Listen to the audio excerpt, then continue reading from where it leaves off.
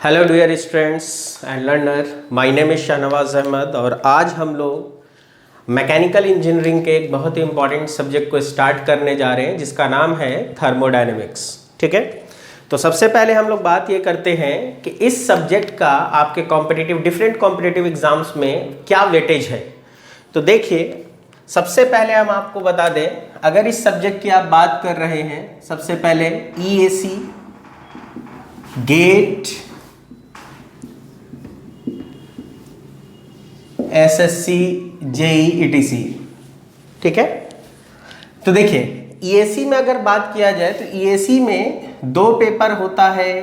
Paper 1 जो completely objective होता है, सेकंड वन है पेपर 2 जो कंप्लीटली सब्जेक्टिव होता है। तो आपको बता दें कि EAC में थर्मोडायनेमिक्स में ऑब्जेक्टिव पेपर में अगर देखा जाए तो कंप्लीट इसमें अप्रॉक्सीमेटली 30 मार्क्स का क्वेश्चन आता है। ठीक है, और अगर सब्जेक्टिव की बात करें तो अप्रॉक्सीमेटली 40 मार्क्स का वेटेज है पेपर 2 में। यानी कि अगर पूरे EAC में आप देखोगे तो अप्रॉक्सीमेटली 70 मार्क्स का वेटेज है थर्मोडायनेमिक्स का। ठीक है, गेट में अगर देखा जाए तो देखो, गेट में अगर देखा जाए तो अगर हम थर्मोडायनेमिक्स को बाइफरकेट करें गेट के पॉइंट ऑफ व्यू से, तो देखो किस तरीके से इसको करेंगे। अगर हम थर्मोडायनेमिक्स यानी कंप्लीट थर्मोडायनेमिक्स की बात करें तो सबसे पहले आ जाता है आपका बेसिक थर्मो, फिर आ जाता है आपका IC इंजन, फिर आ जाता है power plant engineering and finally refrigeration and air conditioning. ठीक है, तो बेसिक थर्मो की अगर बात की जाए तो आप अगर एनालिसिस करोगे पेपर का गेट में तो कम से कम 5 मार्क्स और ज़्यादा से ज़्यादा 7 मार्क्स का पेपर आता है बेसिक थर्मो से। ठीक है, तो ऐसा करते हैं, इसका एवरेज ले लेते हैं, डेट इज कि आप 6 मार्क्स मान के चलो कि बेसिक थर्मो का वेटेज है। IC इंजन कम से कम 2 मार्क्स तो आता ही है, कभी कभी किसी किसी सेट में 3 मार्क्स का भी रहता है। ठीक है, तो चलो इसका आप ऐसा करो 2 मार्क्स ही कंसीडर करो। पावर प्लांट इंजीनियरिंग की अगर बात की जाए तो पावर प्लांट इंजीनियरिंग के साथ भी यही चीज है। जनरली आपको बता दें तो 3 मार्क्स का पेपर आ रहा है आजकल, कभी कभी 4 मार्क्स का भी आता है, तो इसका आप 3 मार्क्स कंसीडर करो। RAC का आजकल थोड़ा वेटेज बढ़ गया है। ठीक है, तो RAC भी 3 to 4 मार्क्स के हर बार पेपर में आ रहे हैं, तो आप ऐसा करो इसका भी चलो अप्रॉक्सीमेटली 3 मार्क्स कंसीडर करो। तो अगर आप देखोगे तो टोटल अगर कहा जाए कंप्लीट थर्मोडायनेमिक्स का तो ऑन एन एवरेज 13 मार्क्स से लेकर के 15 मार्क्स का पेपर हर साल गेट में ये पूरा सब्जेक्ट कंप्लीट करता है। क्योंकि अगर होल थर्मोडायनेमिक्स की बात की जाए तो इसमें 4 सब्जेक्ट इंक्लूडेड हैं, basic thermo, IC engine, power plant engineering and refrigeration and air conditioning. ठीक है, और अगर SSC JEE में बात की जाए तो हर साल SSC JEE में 20 to 25 मार्क्स का paper out of 100 damn sure है कि SSC JEE में थर्मो से ही आ रहा है। लेकिन अगर लास्ट ईयर का पेपर देखोगे तो थर्मो से लगभग 40 नंबर का पेपर था। ऑन एन एवरेज 25 यानी कि 25% ऑफ द पेपर मान के चलो थर्मो होता है। ठीक है, तो आपको ये एक बहुत ही इंपॉर्टेंट सब्जेक्ट है। और कोई भी स्टेट PSC का पेपर देखो, आप कोई भी अपना जनरल एग्जाम देखो, जो भी इस तरीके के पेपर होते हैं, रेलवेज हो या कोई भी हो, उनमें इसका काफ़ी वेटेज है। तो थर्मोडायनेमिक्स की अगर बात की जाए तो ये एक बहुत ही इंपॉर्टेंट सब्जेक्ट है और इसी सब्जेक्ट को हम लोग डील करने जाएंगे आज। और इसमें भी सबसे पहले जो हम लोग स्टडी करेंगे वो करेंगे बेसिक थर्मोडायनेमिक्स। ठीक है, क्योंकि अगर थर्मोडायनेमिक्स को आप देखोगे तो थर्मोडायनेमिक्स जो है वो बेसिकली है क्या, तो वो 2 सब्जेक्ट है। पहला है, अगर पूरा थर्मोडायनेमिक्स की बात की जाए, होल थर्मोडायनेमिक्स यानी कंप्लीट थर्मोडायनेमिक्स की, तो पहला आ जाता है आपका बेसिक थर्मोडायनेमिक्स और दूसरा आ जाता है एप्लीकेशन ऑफ थर्मोडायनेमिक्स। ठीक है, तो एप्लीकेशन पार्ट में आ जाता है आपका IC engine plus power plant engineering plus refrigeration and air conditioning.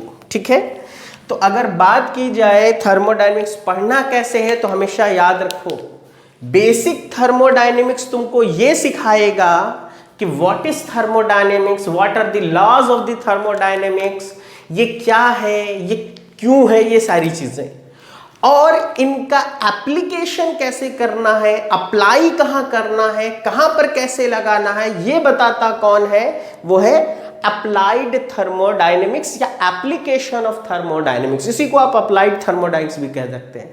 यानी जो कुछ भी यहां सीखोगे यहां पर उसको अप्लाई करना आना चाहिए।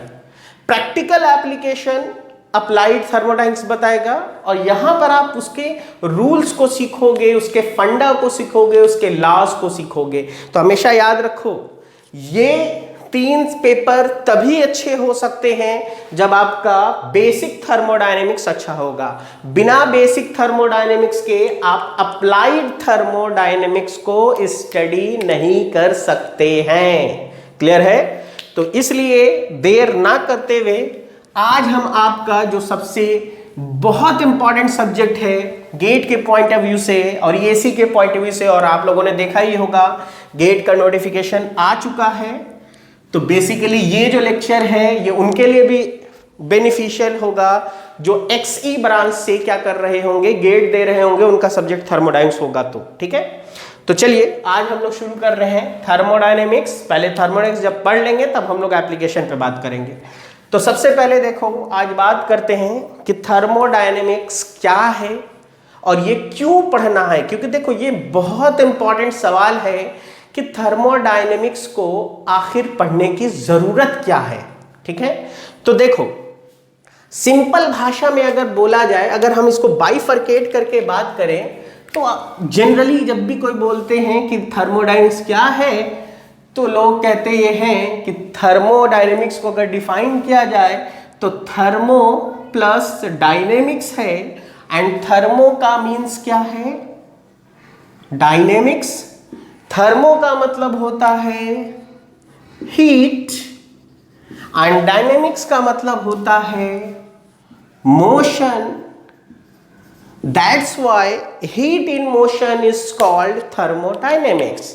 तो देखो सवाल ये उठता है कि हीट इन मोशन क्यों, क्या जरूरत है हीट को मोशन में लाने की। ठीक है, तो देखो अगर हम थर्मोडायनेमिक्स को डिफाइन करें तो हम लोग सिंपल लोग ऐसे कह देते हैं कि heat in motion is called thermodynamics. तो आप हीट क्या है, मोशन में क्यों लाया, इस पे अगर बात की जाए तो देखो इसको समझने के लिए आप ऐसे समझो। देखिए आपने क्या पढ़ा, आपने सॉलिड मैकेनिक्स पढ़ ली। दैट इज क्या है, नेचर में आप या तो सॉलिड बॉडी पर काम करोगे या फ्लूइड बॉडी पर काम करोगे। सॉलिड बॉडी पर अगर काम करना था आपको, रिजिड सॉलिड बॉडी थी, तो उसके लिए आपको क्या सिखाया गया, इंजीनियरिंग मैकेनिक्स पढ़ाया गया ताकि आप उसको वहां अप्लाई कर सको। अगर आपको इलास्टिक सॉलिड बॉडी थी तो उसके लिए आपको क्या पढ़ाया गया, स्ट्रेंथ ऑफ मटेरियल पढ़ाया गया ताकि आप उसको वहां अप्लाई कर सको। अब फ्लूइड में आ गया लिक्विड एंड गैसेस।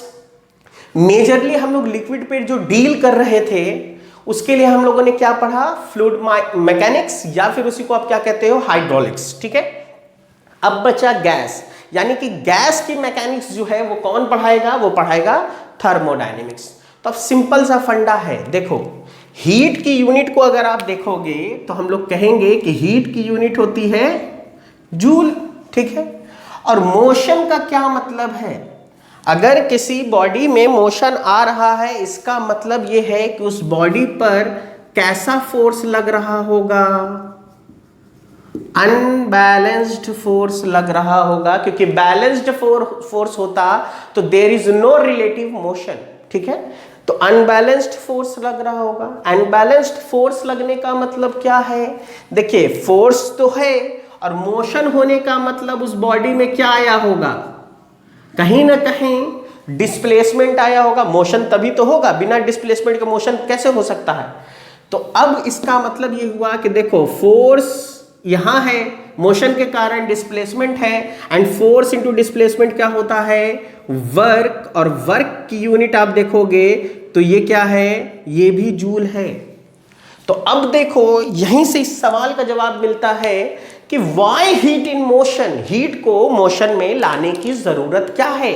क्योंकि देखो अगर आप गैस को स्टडी कर रहे हो, गैस को हीट अप करो, क्या होगा, गैस के मॉलिक्यूल्स के पास रैंडम मोशन होता है, गैस के मॉलिक्यूल इधर उधर भागने लग जाएंगे किसी भी डायरेक्शन में, उनका एक पर्टिकुलर डिसाइडेड डायरेक्शन नहीं है। ठीक है, अब इसको ऐसे समझो, हम एक एग्जांपल देते हैं। सपोज दैट मैंने क्या किया, सपोज दैट आप में से 5 बच्चों को बुलाया और मैंने कहा कि देखो बाबू ऐसा है कि आप पांचों लोगों को वो जो गेट है वो खुला है उसको क्लोज करना है। ठीक है, लेकिन पहला बंदा जो है ना वो इधर धक्का मारेगा, इधर फोर्स लगाएगा, दूसरा बंदा इस वॉल पर रहेगा, तीसरा बंदा इस वॉल पर रहेगा, चौथा बंदा उस वॉल पर फोर्स लगाएगा, और जो 5वां बंदा है वो सिंपली जाएगा और उस गेट पर क्या करेगा, अपना फोर्स लगाएगा।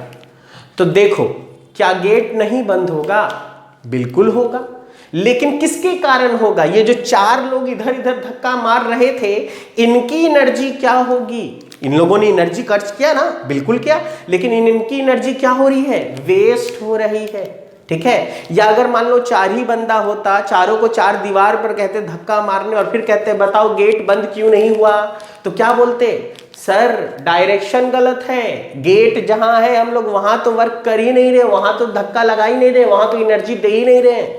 तो पता क्या चला कि देखो एनर्जी यूज करना इंपॉर्टेंट नहीं है, इन अ पर्टिकुलर डायरेक्शन यूज करना बहुत इंपॉर्टेंट है। फॉर एग्जांपल हाइड्रोलिक टरबाइन है, हमने सब कुछ किया, रिजर्वायर बनाया, उसमें पेन स्टॉक लगाया, सब कुछ किया, लेकिन जब हम फ्लूइड को फ्लो कराने की बारी आई तो फ्लूइड को हम टरबाइन के ब्लेड पर ही ना गिराएं तो क्या इलेक्ट्रिसिटी जनरेट हो जाएगी। आप कहोगे ना कि सर टरबाइन कैसे घूमेगा जब तक मेरा डायरेक्शन टरबाइन पर नहीं होगा फ्लो का। तो पता क्या चला कि देखो किसी भी चीज को एनर्जी देने से केवल वर्क नहीं होता है, एनर्जी देना है लेकिन उसको एक पर्टिकुलर डायरेक्शन में देना इंपॉर्टेंट है।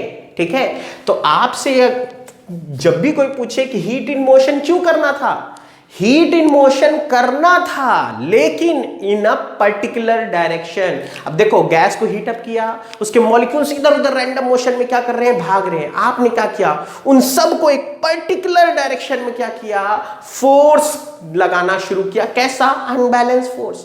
तो वो सारे मॉलिक्यूल जो है एक पर्टिकुलर डायरेक्शन में रैंडम मोशन करेंगे और उसी पर्टिकुलर डायरेक्शन में हम करवाएंगे जिस पर्टिकुलर डायरेक्शन में मेरा क्या है, मेरे को वर्क लेना है। तो इसी वजह से देखो हीट का यूनिट देखोगे तो हीट की यूनिट भी जूल है, लेकिन अगर वर्क की यूनिट देखोगे तो वर्क की यूनिट भी क्या है, जूल है। इसका क्या मतलब समझ में आया, इसका मतलब यह है कि अगर तुम किसी भी बॉडी को हीट अप कर रहे हो तो आप जो एनर्जी उसको प्रोवाइड कर रहे हो वो एनर्जी ऑर्गेनाइज नहीं है। वो कैसी है, आप कह सकते हो कि sir heat is a disorganized form of energy। ठीक है, आपने इसको एनर्जी दिया तो ये डिसऑर्गेनाइज्ड एनर्जी है, ये वर्क करेगा नहीं। लेकिन अगर हम इसी एनर्जी को क्या करते हैं, एक पर्टिकुलर डायरेक्शन में, आपने गैस को हीट किया, मॉलिक्यूल्स ने हीट ले लिया, सब इधर उधर भाग रहा है, आपकी एनर्जी क्या हो रही है, वेस्ट हो रही है। आपने क्या किया, एनर्जी दिया, उसके सबको एक पर्टिकुलर डायरेक्शन में क्या किया, फोर्स्ड किया, मोशन में लाया, लेकिन इन अ पर्टिकुलर डायरेक्शन। तो वही डिसऑर्गेनाइज्ड फॉर्म ऑफ एनर्जी उस पर्टिकुलर डायरेक्शन में जाके आपको क्या करेगा, वर्क करेगा, और वर्क की यूनिट भी क्या है, जूल है। तो यहीं से समझ में क्या आया कि work is a organised form of energy. इसीलिए वर्क को आप क्या कह सकते हो, ऑर्गेनाइज फॉर्म ऑफ एनर्जी। और इसीलिए देखो आज जो लेक्चर बता रहे हैं यही चीज जब आप आगे पढ़ोगे तो आपको एक चैप्टर पढ़ाया जाएगा अवेलेबिलिटी, ठीक है, या अवेलेबल एनर्जी। तो उस वक्त आपको टीचर बोलता है कि heat is a low grade form of energy and work is a high grade form of energy. क्यों? क्योंकि हाई ग्रेड का मतलब ये है कि ये यूजफुल फॉर्म ऑफ एनर्जी है, जब चाहो जैसे चाहो इसको यूज कर सकते हो। फॉर एग्जांपल इलेक्ट्रिसिटी, ठीक है, मतलब मेरे को फैन ऑन करना होगा, मैं स्विच ऑन करूंगा, फैन ऑन हो जाएगा, उसको कन्वर्ट करने की जरूरत नहीं पड़ेगी। लेकिन हमने क्या किया, आपको 100 टन कोयला ला करके दे दिया और कहा लो पंखा चला लो। क्या नहीं चला सकते हो? चलाओगे, लेकिन तुम पहले क्या करोगे? सर इस कोयले की केमिकल एनर्जी को हम पहले क्या करेंगे, हीट एनर्जी में कन्वर्ट करेंगे, बॉयलर में, थर्मल एनर्जी में, फिर उसको टरबाइन पर स्टीम गिरा करके मैकेनिकल एनर्जी में कन्वर्ट करेंगे, और फिर वो मैकेनिकल एनर्जी जनरेटर से कनेक्ट होगा टरबाइन, तो आपको क्या करेगा, इलेक्ट्रिकल एनर्जी में कन्वर्ट होगा, तब जाके हम फैन ऑन कर सकते हैं। दैट इज, क्या समझ में आया? ये वो फॉर्म ऑफ एनर्जी है जिसको तुम डायरेक्टली यूज नहीं कर सकते हो, इसीलिए इसको क्या कहा गया है, this is a disorganised form of energy. इसको अगर हम ऑर्गेनाइज कर दें तो मेरा क्या हो जाएगा, वर्क मिल जाएगा। ठीक है, तो बेसिकली हीट को इसी वजह से क्या कहा जाता है, उस चैप्टर में टीचर बोलता है कि heat is a low grade form of energy. तो क्यों लो ग्रेड है, जवाब मिल गया। ठीक है, तो heat low grade form of energy है, work high grade form of energy है। ठीक है, और मैंने अभी क्या सिखाया कि हीट एंड इन मोशन क्यों करना है, तो क्या समझ में आया, क्योंकि आप चाहते हैं कि आप डिसऑर्गेनाइज फॉर्म ऑफ एनर्जी को, यानी कि हीट को किस में कन्वर्ट कर दें, वर्क में, और किस तरीके से, तो इफिशिएंटली। ठीक है, दैट इज की थर्मोडायनेमिक्स का जो मेन मोटिव है वो ये है कि how to convert disorganised form of energy, that is heat, into organised form of energy, work in a efficient manner. ठीक है, लेकिन कैसे कन्वर्ट करना है, इन एन एफिशिएंट मैनर। तो देखिए एक चीज हमेशा क्या समझ में आया, heat in motion is thermodynamics, लेकिन why heat in motion? Because we want to convert disorganized form of energy, that is heat, into organized form of energy, that is work, in a efficient manner.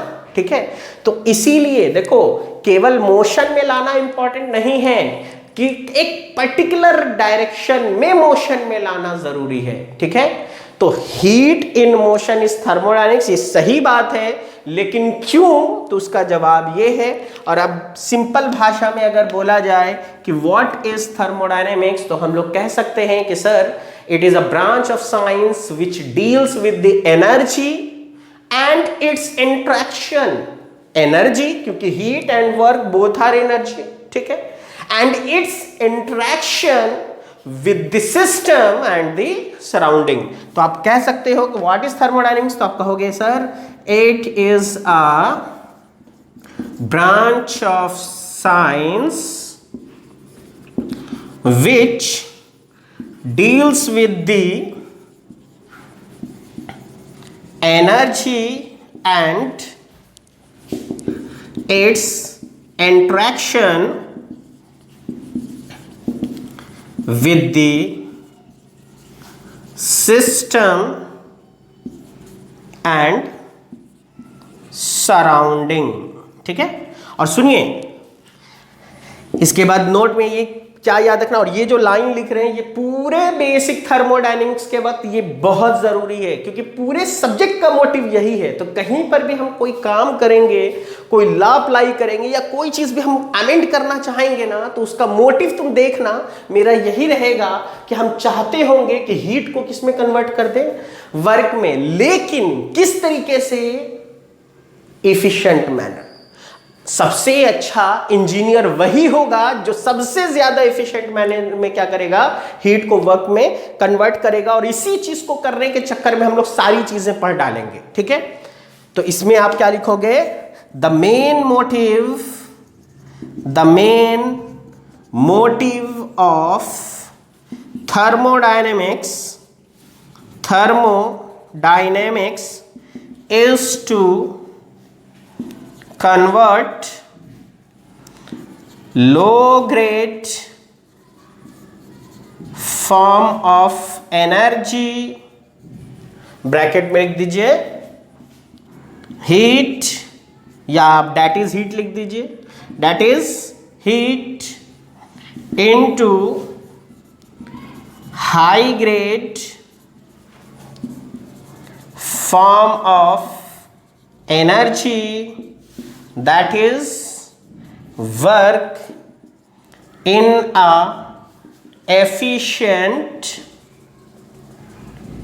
manner, in a efficient manner। ठीक है, तो यहीं पर देखिए आपको ये समझ में आ गया कि थर्मोडायनेमिक्स क्या होता है, ये क्यों पढ़ते हैं, क्योंकि यही सबसे इंपॉर्टेंट है। क्योंकि पूरे थर्मो में देखिएगा हम यही सिखाते रहेंगे आपको कि देखो हीट को वर्क में कन्वर्ट कर रहे हैं, लेकिन हम चाहेंगे कि मेरा इफिशिएंटली हो। दैट इज कि हम क्या चाहेंगे, जितना भी हीट को वर्क में कन्वर्ट करें, इफिशिएंट का मतलब है लॉस कम होना चाहिए, सिंपल सा फंडा है। ठीक है, तो अगर हम डिसऑर्गेनाइज एनर्जी है उनमें से जितना हम ऑर्गेनाइज कर सकते हैं मैक्सिमम टू मैक्सिमम वो करना चाहेंगे। ठीक है, और याद रखिए इस बात को नहीं भूलिएगा, क्योंकि पूरे थर्मो में देखिए कहीं ना कहीं हर वक्त हम इसी की बात करेंगे, इसलिए आज का लेक्चर बहुत जरूरी है। ठीक है, और बेसिक फाउंडेशन के लिए ये चीज हम बता रहे हैं। ठीक है, चलिए, तो आपको क्या समझ में आया कि थर्मोडायनेमिक्स क्या है।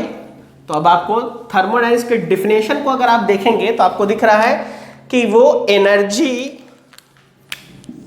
इट्स इंटरेक्शन की बात कर रहा है, और किसके किसके साथ कर रहा है, सिस्टम एंड सराउंडिंग के साथ कर रहा है।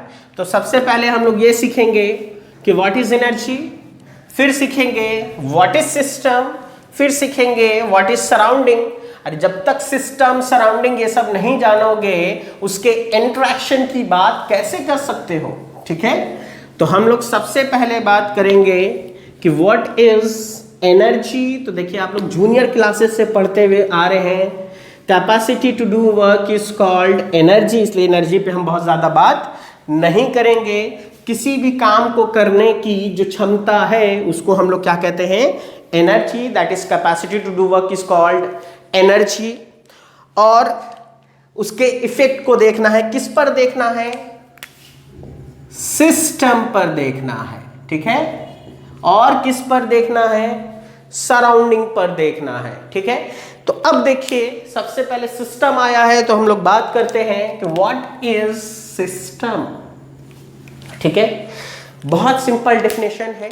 ठीक है, किसी भी फिक्स्ड मास की बात करो या फिर पूरे स्पेस में कोई भी एक रीजन है जिसकी तुम बात कर रहे हो, या तुम जिस पर फोकस कर रहे हो, या तुम जिस पर स्टडी कर रहे हो, उसी चीज को क्या कहा जाता है, सिस्टम कहा जाता है। ठीक है, दैट इज कि आप ये कह सकते हो कि sir it is a fixed mass and region in a space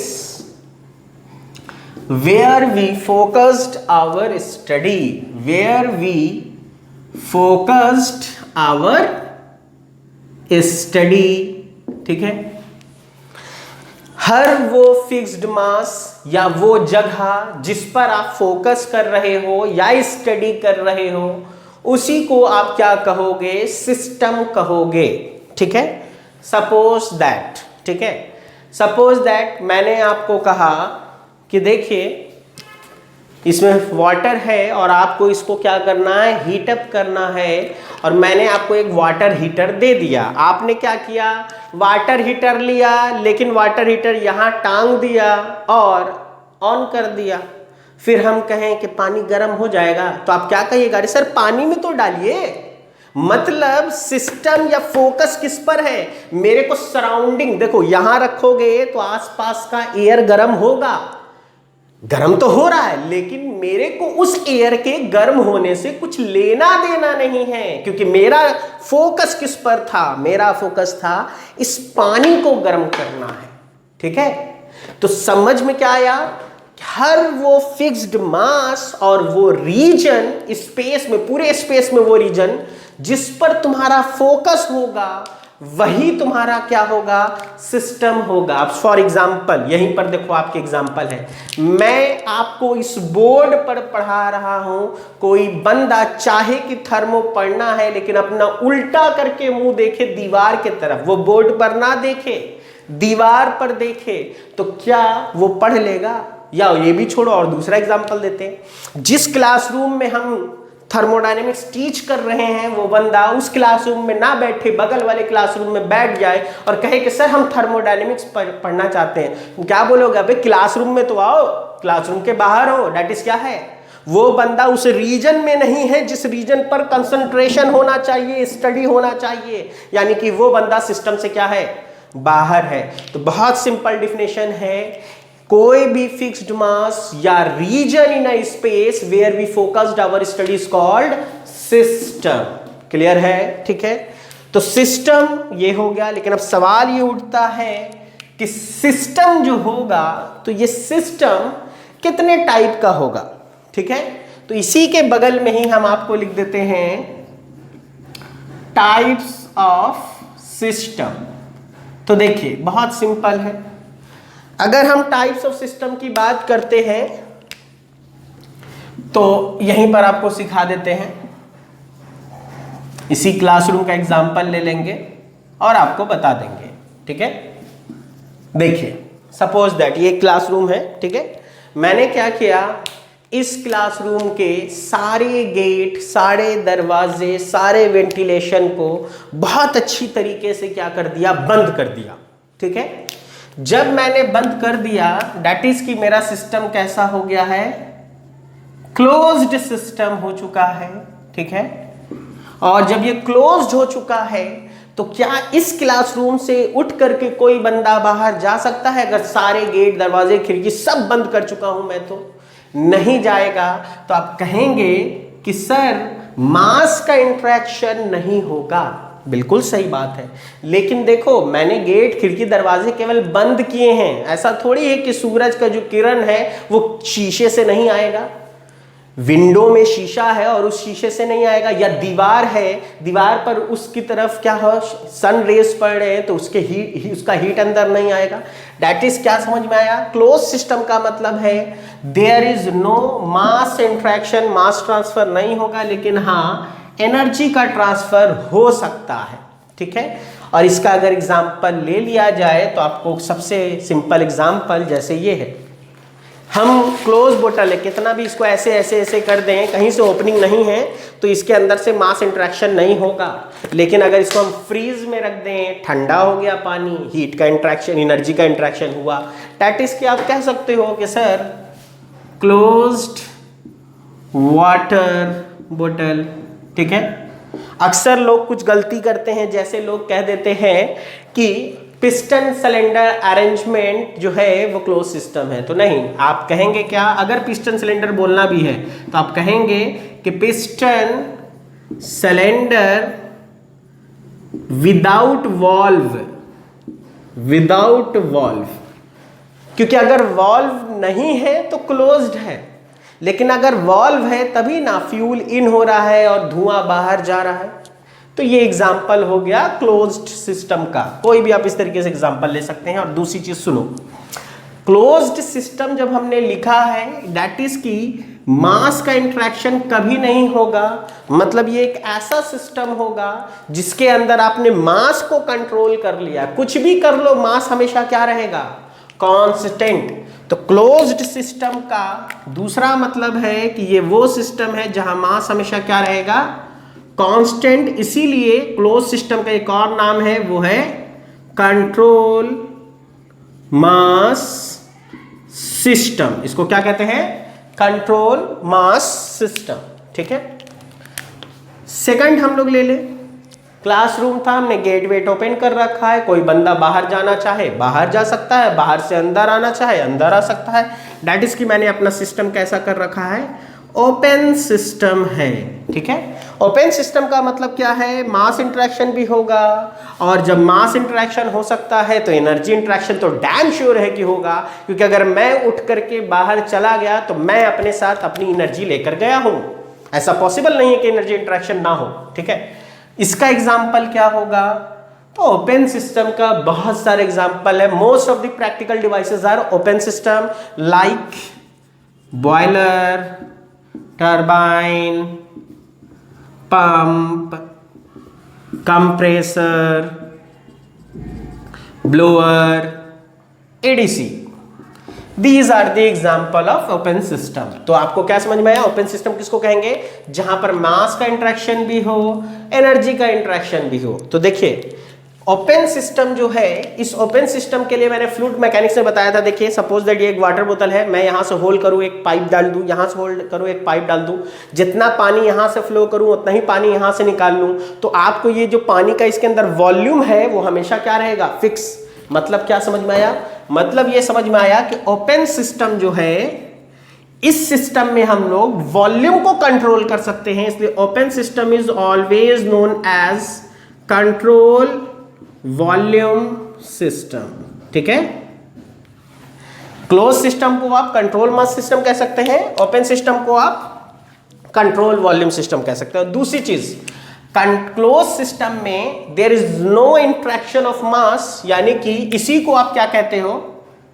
close system को ही हम लोग नॉन फ्लो सिस्टम कहेंगे, क्योंकि अंदर से बाहर कुछ जा नहीं सकता है, बाहर से अंदर कुछ आ नहीं सकता है, that is there is no flow. इसीलिए क्लोज सिस्टम का दूसरा नाम है नॉन फ्लो सिस्टम। इसीलिए आप जब भी थर्मल की बुक देखेंगे कई बार लिख देता है find out the non flow work. Non flow work means the given system is close system. Clear है? और ओपन सिस्टम को ही क्या कहा जाता है? Flow system. तो पहले ही समझ जाइए, अगर कहीं पर नॉन फ्लो लिखा हो और फ्लो लिखा हो, दैट इज कि वो किस सिस्टम की बात कर रहा है, और उसी सिस्टम के अकॉर्डिंगली हम लोग क्या करेंगे, आगे चलेंगे। क्लियर है? चलिए अब तीसरे पे आ जाते हैं।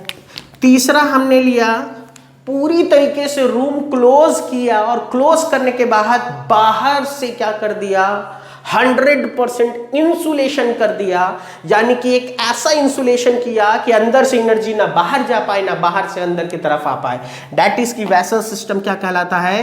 वैसा सिस्टम कहलाता है आइसोलेटेड सिस्टम। वो सिस्टम क्या कहलाता है? Isolated system. दैट इज कि हमने मास का इंटरेक्शन भी बंद कर दिया और एनर्जी का इंटरेक्शन भी बंद कर दिया। और सुनो, अगर क्वेश्चन में आइसोलेटेड ना लिखा हो तो ये भी लिख सकता है a closed insulated container. Closed है और कैसा है? इंसुलेटेड। तो आइसोलेटेड सिस्टम हमेशा तभी बन सकता है जब आप बनाना चाहो तो आपको सिस्टम कैसा रखना पड़ेगा? Closed plus perfectly insulated.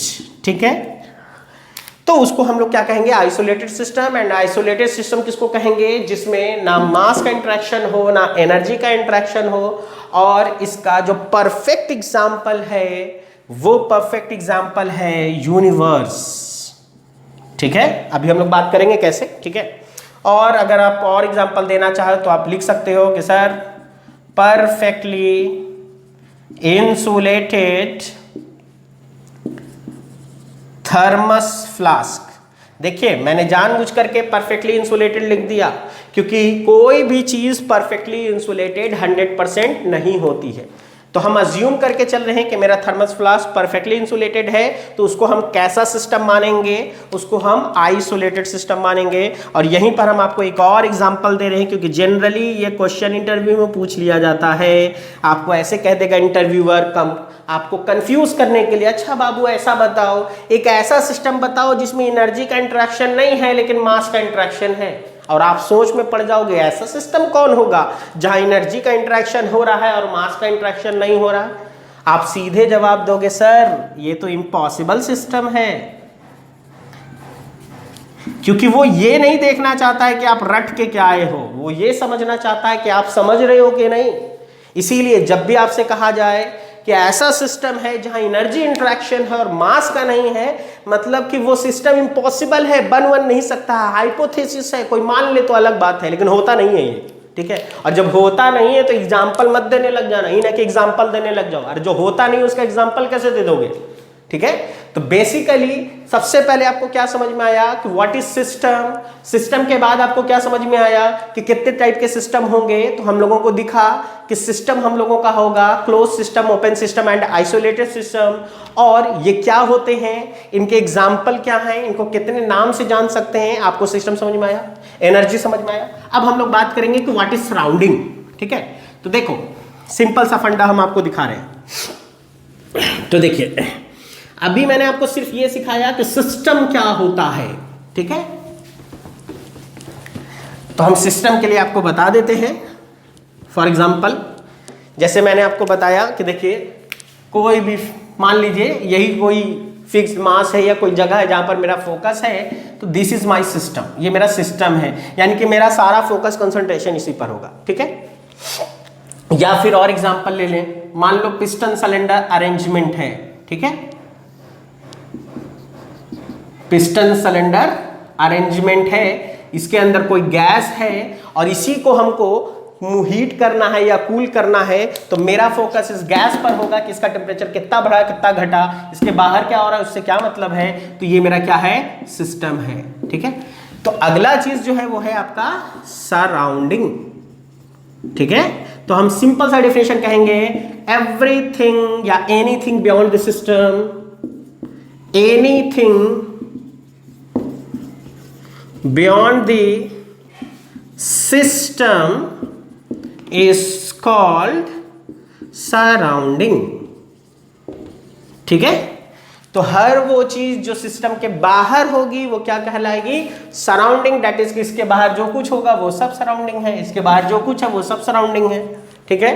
तो दैट इज की अब देखो ध्यान से, लेकिन इसी के बाद एक चीज और याद रखो, इसमें एक चीज और होता है इमीडिएट सराउंडिंग। वो क्या है, मान लो सपोज दैट, ठीक है, मैंने क्या किया, ये कुछ है और इस पर मेरा फोकस है, ये काम करना, ये मेरा क्या है, सिस्टम है, ठीक है, ठीक है।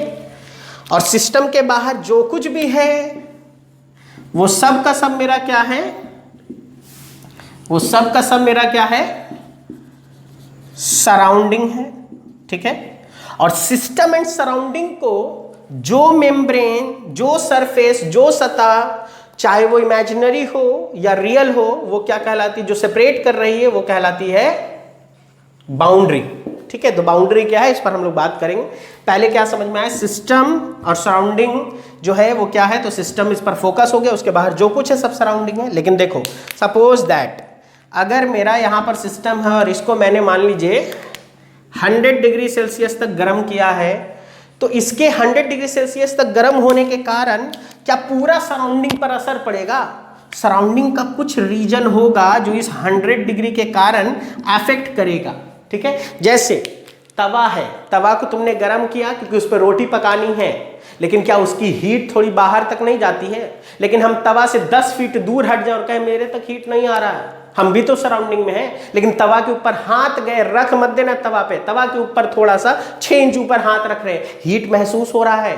दैट इज कि आपका वो सराउंडिंग है जो ठीक सिस्टम के बगल में है और जिस पर सिस्टम का असर पड़ रहा है। तो वो सराउंडिंग का वो पार्ट, वो रीजन जिस पर सिस्टम का इफेक्ट आता हो या सिस्टम पर उस सराउंडिंग का इफेक्ट आता हो, उसको क्या कहा जाता है, this is called immediate surrounding. ये क्या होगा, ये होगा इमीडिएट सराउंडिंग, ठीक है।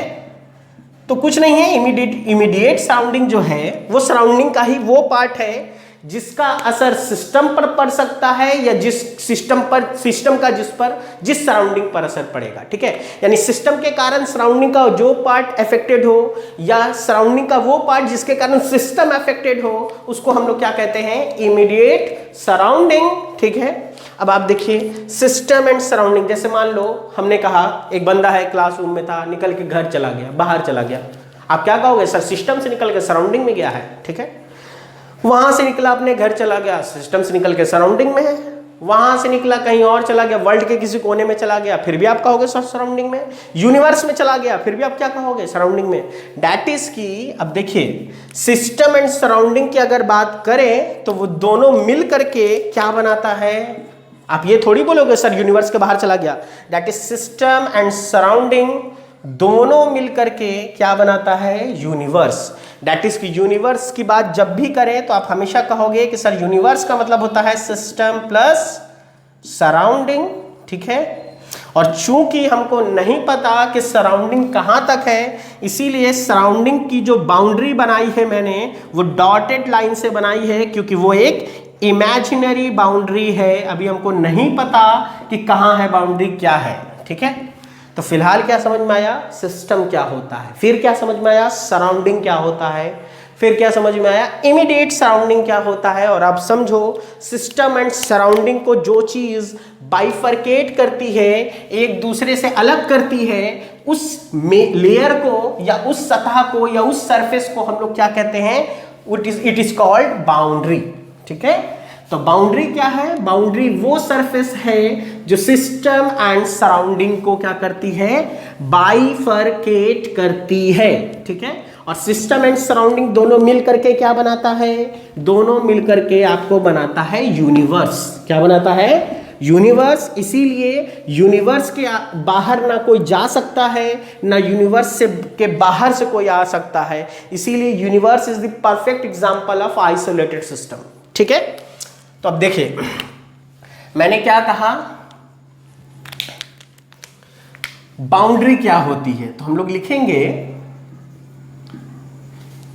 इट इज एन इमेजिनरी और real surface which separates the system from the surrounding। Clear है, ठीक है। यानी कि यहीं से समझ जाओ, बाउंड्री या तो इमेजिनरी होगी या फिर क्या होगी? रियल सरफेस होगी, जो कि सिस्टम एंड सराउंडिंग को आपस में क्या करेगी? बाइफरकेट करेगी, सेपरेट करेगी। तो फॉर एग्जाम्पल देखो, अब ध्यान से देखो, इसी में एक लाइन और लिख देते हैं। Boundary can be fixed and flexible. जैसे देखो मतलब क्या है, देखो सपोज दैट मैंने एक पिस्टन सिलेंडर अरेंजमेंट बनाया। देखिए ध्यान से, ठीक है।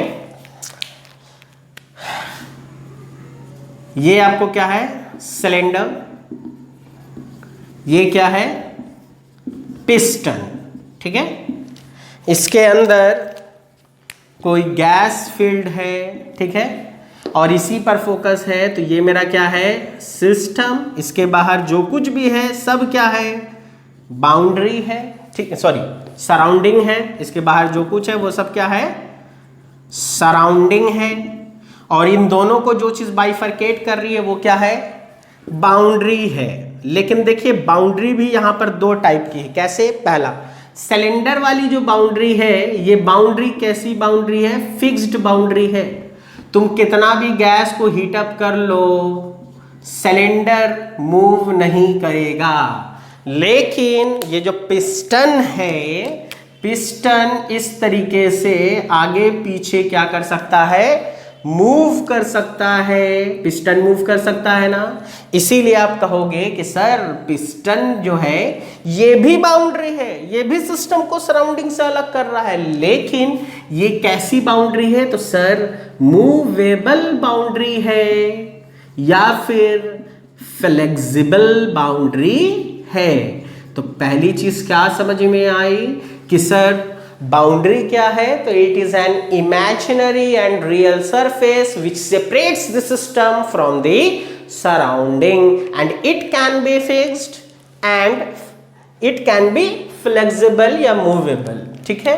तो बाउंड्री समझ में आ गया, फिक्स्ड समझ में आ सकता है। और सुनो, ये जो पिस्टन और सिलेंडर है दोनों ही बाउंड्री कैसी बाउंड्री है?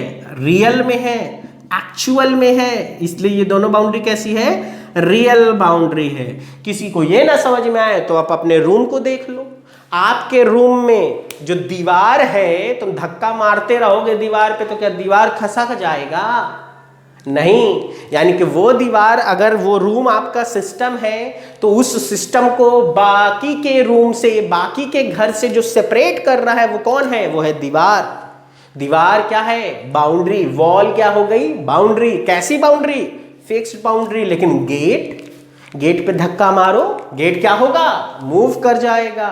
इसलिए गेट भी बाउंड्री है, लेकिन कैसी बाउंड्री है? वो है फ्लेक्सिबल बाउंड्री या फिर मूवेबल बाउंड्री। और दीवार और गेट रियल में मौजूद है, इसलिए वो कैसी बाउंड्री है? रियल बाउंड्री है। लेकिन अब हम आपको क्या कर लेते हैं? एक पाइप कनेक्शन बना लेते हैं। आपने पढ़ा ना अभी फ्लूइड मैकेनिक्स। सपोज दैट ये कोई कनेक्शन है और मेरे को यहाँ पर सिस्टम मान करके यहाँ पर स्टडी करना है। यहाँ पर कुछ है, प्रॉब्लम आया है, इस पर स्टडी करना है। तो देखो यहाँ इधर आप कहते हो कि sir this is section 1-1, this is section 2-2, क्योंकि मेरा फोकस इन दोनों के बीच में होगा। ठीक है, तो ये वाली जो बाउंड्री है ये तो रियल है, ये रियल में मौजूद है। लेकिन जो 1-1 एंड 2-2 मैंने मानी है, ये क्या सचमुच में कोई बाउंड्री है? तो नहीं, हम लोग स्टडी करने के लिए वहां अज्यूम कर रहे हैं। फॉर एग्जाम्पल, अगर कोई मेरे सामने बैठा है, मेरे से थर्मो पढ़ रहा है, तो इधर उसका पूरा फोकस अगर बोर्ड पे है तो इधर और इधर क्या हो रहा है उसको मतलब नहीं है, क्योंकि माइंड उसकी एक क्या कर रही है, एक इमेजिनरी बाउंड्री। अगर उसको ये अगल बगल से गुजरा भी तो उसको याद नहीं है, क्योंकि फोकस उस पर नहीं था। ठीक है, तो बेसिकली क्या है, ये दोनों कैसी बाउंड्री हो गई? ये दोनों ही हमारी इमेजिनरी बाउंड्री है। ठीक है, तो बाउंड्री रियल भी हो सकती है, इमेजिनरी भी हो सकती है, फिक्स्ड भी हो सकती है और फ्लेक्सिबल भी हो सकती है। फिक्स्ड बाउंड्री को ही आप रिजिड बाउंड्री भी कह सकते हैं, इसको आप रिजिड बाउंड्री भी कहते हैं। ठीक है, अगर कोई कहे कि सर फिक्स्ड या रिजिड, तो हाँ रिजिड कह सकते हो, बिल्कुल कह सकते हो। तो रिजिड बाउंड्री, फिक्स्ड बाउंड्री एक चीज है, फ्लेक्सिबल या मूवेबल बाउंड्री एक चीज है। ठीक है, तो आपको क्या समझ में आया कि what is system, what is surrounding, what is boundary, what is thermodynamics and why we studied thermodynamics। ठीक है, तो माय डियर स्टूडेंट्स, आज के लिए हम लोग यहीं तक रहने देते हैं। और बिलीव मी, आप लेक्चर स्किप नहीं कीजिएगा, क्योंकि ये एक बहुत ही कॉन्सेप्चुअल, बहुत ही अच्छा सब्जेक्ट है। और मेरा हर लेक्चर अपने पहले वाले लेक्चर से क्या होगा, कनेक्टेड होगा, क्योंकि आगे अब हम इस पर बात नहीं करने वाले हैं। शुरू के 3 लेक्चर या 4 लेक्चर मेरे जो होंगे वो इस बात पर होंगे कि पूरा थर्मो जो पढ़ते हैं तो किस अप्रोच से पढ़ते हैं। अगर ये समझ गए तो आगे का थर्मोडायनेमिक्स समझने में बहुत आसानी होगी। तो प्लीज स्किप नहीं कीजिएगा, लेक्चर को सीरियल ऑर्डर में ही देखिएगा। ठीक है, तो आज के लिए हम लोग यही रहने देते हैं। कल हम इसके आगे बात करेंगे और बहुत इंटरेस्टिंग बात करेंगे। तो टिल देन आप लोग एंजॉय कीजिए लेक्चर और like and share and subscribe कीजिए lecture. Till then good bye, take care.